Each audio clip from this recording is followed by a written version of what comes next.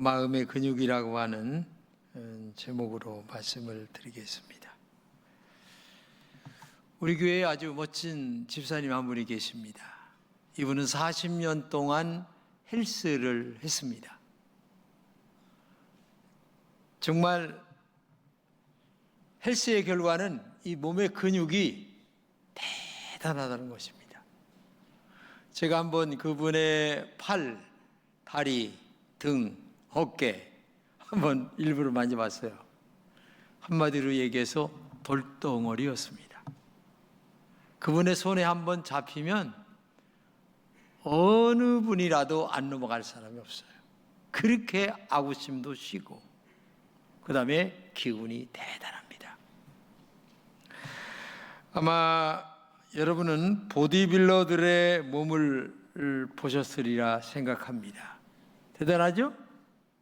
몸이 건강하다는 것은 가장 소중하죠. 몸이 건강하지 아니하면 아무것도 안 돼요. 예? 그런데 몸의 근육도 이렇게 중요한데 하지만 더 소중한 근육이 필요합니다. 뭐냐면 마음의 근육이에요. 마음이 무너지면 몸도 쇠약해지죠. 몸을 지켜주는 것이 마음입니다. 그 마음이 강하고 담대한 것이 우리 인생을 살아가는 데 있어서 얼마나 중요한가를 알아야 돼요. 우리의 마음이 건강하면 모든 것을 이길 수 있어요. 어려운 환경도 넉넉히 이길 수 있습니다. 잠언 4장 23절입니다. 모든 지킬 만한 것 중에서 더욱 내 마음을 지키라. 생명의 근원이 이에서 남이니라. 여기서 내 마음을 지키라. 내 마음을 지키라. 그 다음에 뭐라고 그랬어요? 생명의 근원이 내 마음에서 난다. 그 생명이 죽고 사는 것이 어디서부터? 마음에서부터 있다는 거예요. 이게 우리의 마음의 이 근육이 얼마나 소중한가를 알아야 되는 거죠. 그러므로 사람에게 있어서 마음의 자세가 얼마나 중요한가, 즉 마음의 근육이 강해야 된다는 얘기입니다. 긍정적이며 적극적인 마음의 태도가 우리에게 얼마나 소중한가를 알아야 됩니다.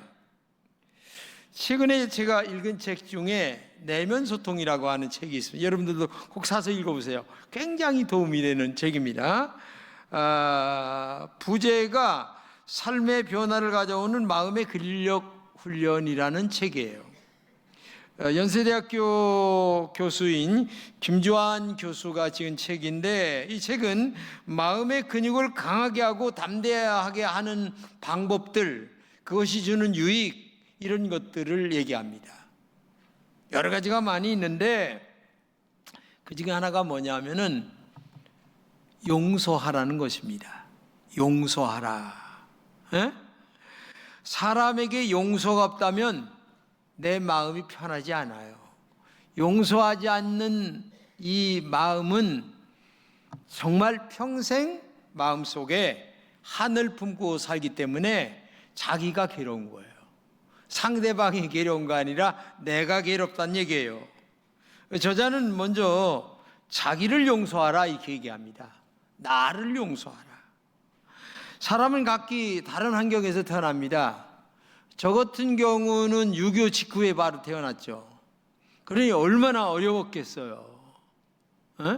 우리 세대에 태어난 사람들은요, 아마 1, 2% 빼고는 거의 다 어려워요. 그런데 어떤 사람들은 그 어려운 환경을 원망하고 불평하고 그러면서 평생을 살아가는 사람들이 있어요. 왜 나는 이렇게 어려운 가정에서 태어났나? 왜 나는 못 배웠나? 이런 마음으로 평생을 살아가는 사람들이 엄청나게 많아요. 근데 저는 예수 믿기 전에는 그런 마음들이 좀 있었어요. 근데 예수님을 마음에 딱 영접하고 나니까 이 마음에 시원한 하늘의 마음이 내 안에 들어오면서 얼마나 마음의 행복감이 쏟아진지 말할 수 없어요. 그 다음서부터는 모든 원망이 하나도 없어요. 감사하고 하나님께 영광 돌리고 그리고 열심히 살려고 하는 그 마음, 그렇기 때문에 부모를 원망하거나 환경을 탓하거나 자아를 비관하거나 이런 것들을 다 벗어던지고 내 삶의 부정적인 환경을, 조건을 내가 나를 용서하는 마음으로 변화되는 이 마음이 얼마나 중요한가를 알아야 되는 거예요. 그리고 이분은 한 단계 더 나가 타인까지 용서할 수 있어야 된다 이렇게 얘기합니다. 감정 조절이 안 되는 사람은 감정 장애자입니다. 감정 장애자는 다른 사람과 자기를 용서하지 못합니다. 그러면 마음의 근육이 없는 사람이죠. 마음의 근육이 없고 비대만 쪄가지고 아주 그냥 통통한 것 같지만 사실은 비실비실 배삼룡입니다. 이걸 알아야 돼요. 여러분의 마음에도 아직도 용서하지 못한 사람이 있는가? 한번 생각해 보세요. 괴로운 겁니다. 그런 마음으로 살아가는 사람은 빨리 나를 위해서도 아니면 다른 사람을 위해서도 실제는 나를 위해서입니다. 그래서 용서하는 여러분 되시기를 주님의 이름으로 축복합니다. 그리고 연민이 있어야 된다 이렇게 얘기합니다. 이 연민이란 말이 뭐냐? 타인의 고통을 인식하는 마음이에요. 아, 저 사람에게 저런 고통이 있구나 라고 이거를 인식하고 나와 그 사람과 공감을 서로 할 줄 아는 마음, 그리고 더 나아가 그 고통을 덜어주려고 하는 마음까지 가는 게 연민이란 얘기입니다. 근데 우리는 어떻게 얘기합니까? 깨서구마다 이렇게 생각하지는 않습니까? 그는 그리스도인의 마음이 아니죠. 예수님의 마음을 갖고 살아가는 사람들은 그런 마음이 아니라 연민의 마음, 고통을 함께 인식할 뿐만 아니라 어떻게 하면 그 고통을 덜어줄까라고 하는 마음까지 다다르는 마음이 연민의 마음을 가질 때에 우리의 내면의 인성이 살아나고 내면의 성품이 풍성해지는 삶으로 갈 수가 있다 이렇게 얘기하고 있습니다. 오늘 시편 31편을 제가 원래는 다 읽어야 되는데 읽을 수가 없어요. 내용이 그래요. 근데 1편에 보게 되면 1절에 보게 되면 나를 영원히 부끄럽게 하지 마시고 라는 말이 여기 지금 몇 절 나옵니다. 나를 영원히 부끄럽게 하지 마시고, 이 말은 뭐냐면은 부끄러움을 당하는 것은 사람들에게 수치를 겪는 것이다.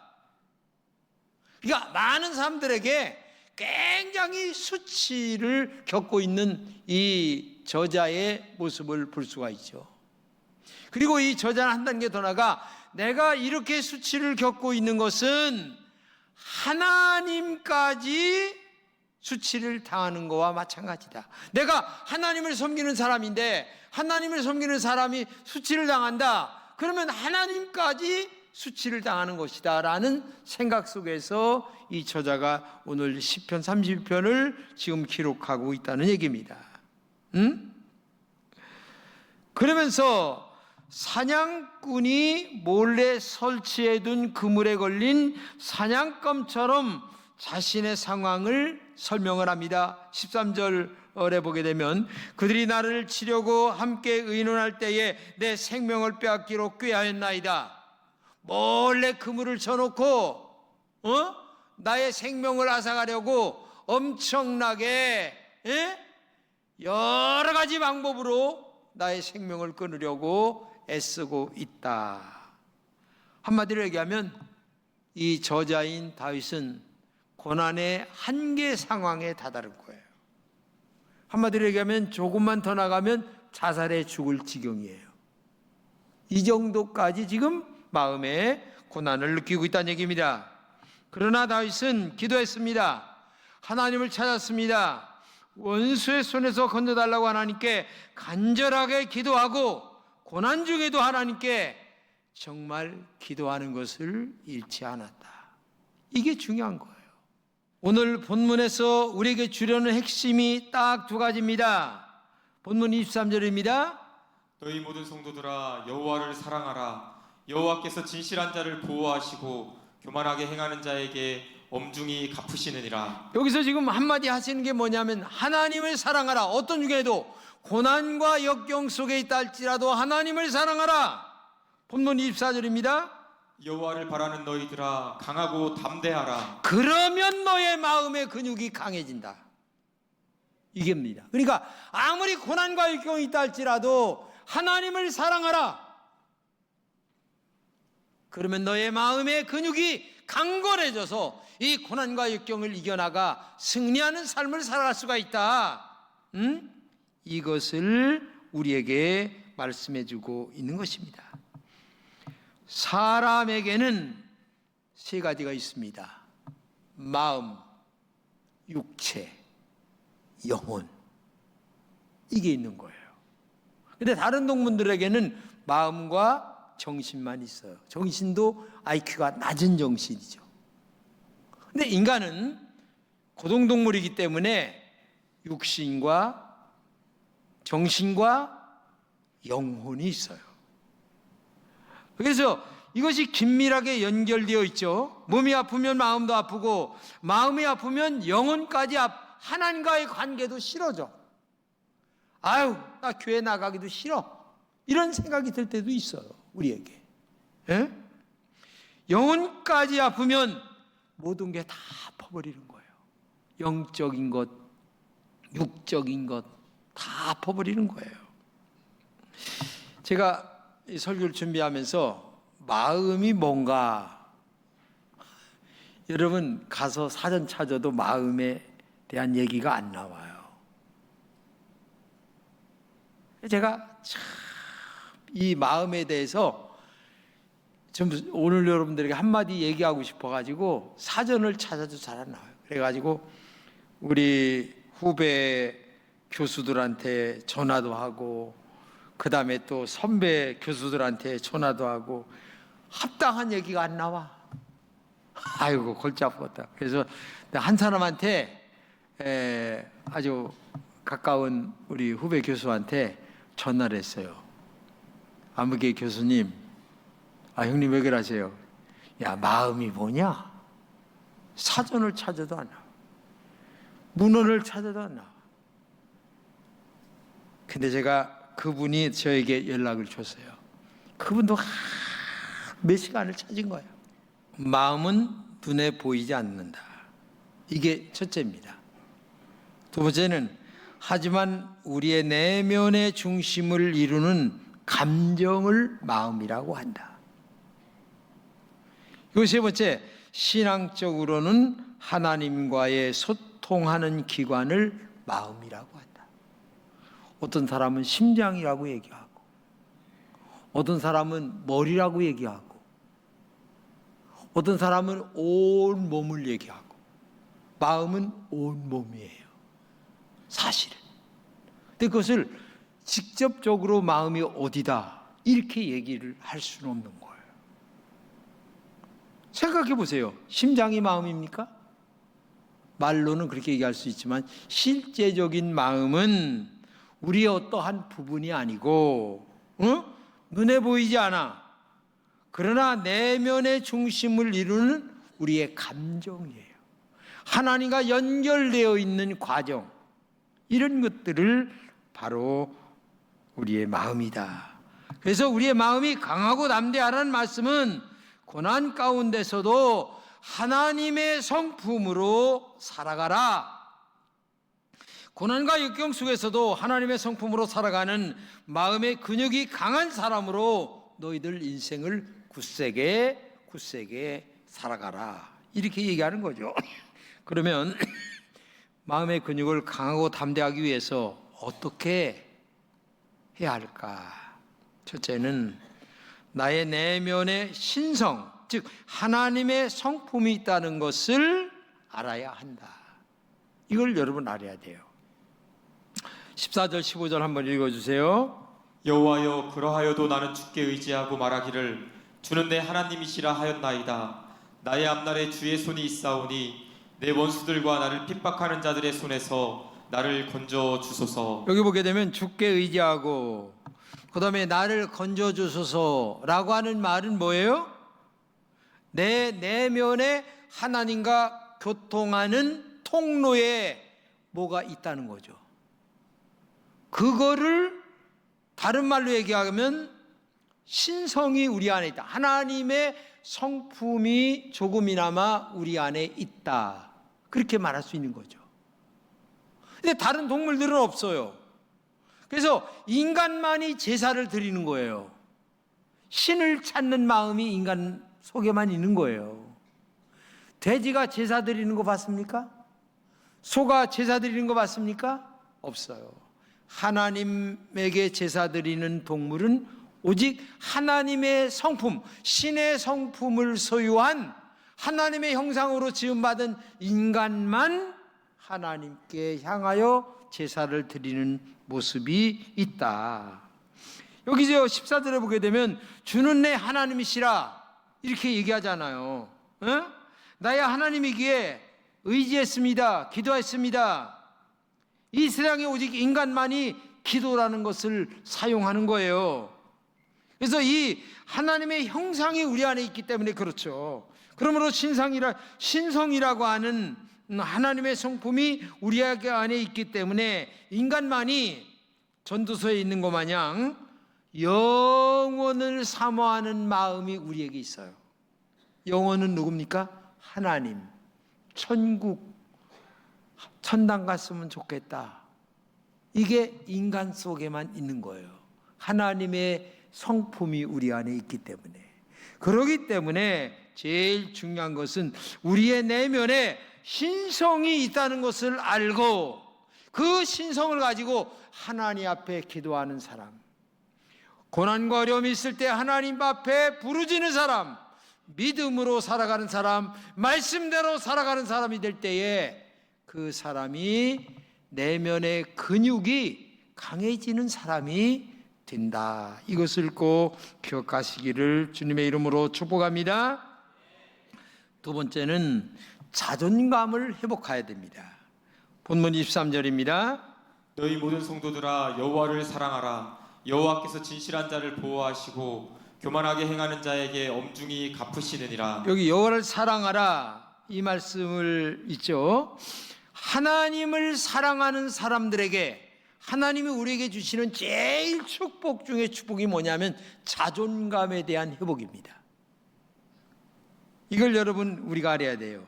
자존감. 이 자존감이라고 하는 건 뭐냐?